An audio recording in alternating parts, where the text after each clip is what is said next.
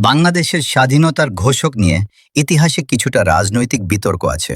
তবে মূল ঐতিহাসিক ঘটনাটা হলো বাংলাদেশের স্বাধীনতার ঘোষণা দেন শেখ মুজিবুর রহমান।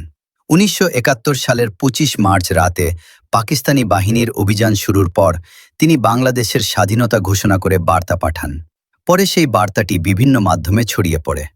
এরপর ২৬ March O ২৭ March M A Hannan চট্টগ্রামে স্বাধীনতার ঘোষণা পাঠ করেন এবং পরে জিয়াউর রহমান কালুরঘাট বেতার কেন্দ্র থেকে বঙ্গবন্ধুর পক্ষে স্বাধীনতার ঘোষণা পাঠ করেন।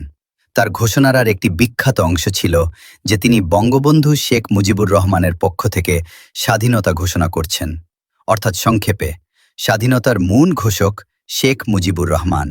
ঘোষণাপত্র প্রচার/পাঠ করেন এম এ হান্নান এবং জিয়াউর রহমান। এটা বাংলাদেশের ইতিহাসের খুব গুরুত্বপূর্ণ ও সংবেদনশীল বিষয়, তাই বিভিন্ন রাজনৈতিক